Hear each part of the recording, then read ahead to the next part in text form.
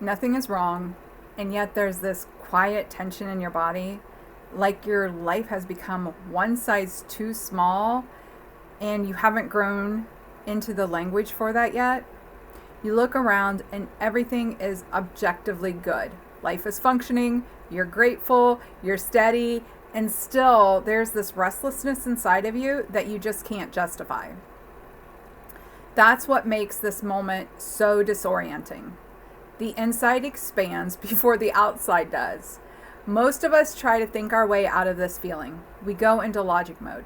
Lists, books, podcasts, schedules, plans, self-help research. We tell ourselves, I should be fine. Why do I feel like this? We've been taught to dissolve discomfort with effort and intellect, to respond to the internal pressure with solving. But this feeling isn't dissatisfaction, it's expansion. Your identity is stretching beyond the architecture it's lived in. A new truth is rising before it has the language, while the old truth is still active. And the friction between them is where that pressure lives.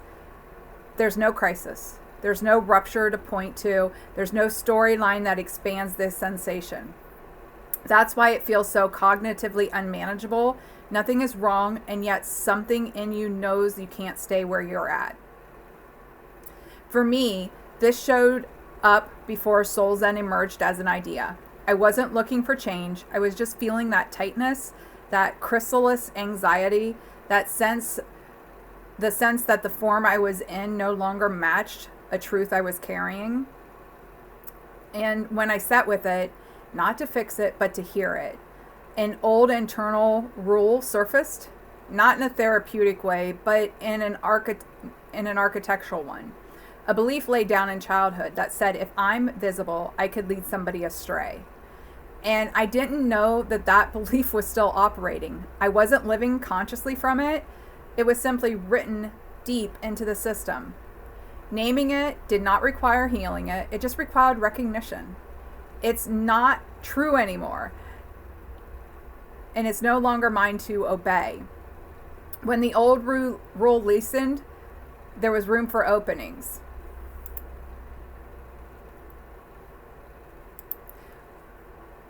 When the old rule loosened, space opened, and the next truth arose. I was meant for community, and so were the women who are doing this kind of work.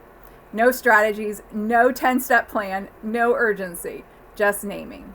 Not as fixing, but as clarity. You don't need to decode this moment or rush to define it.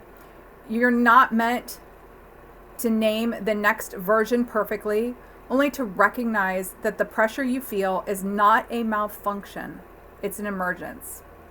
The next shape of you isn't trying to break anything, it's simply forming.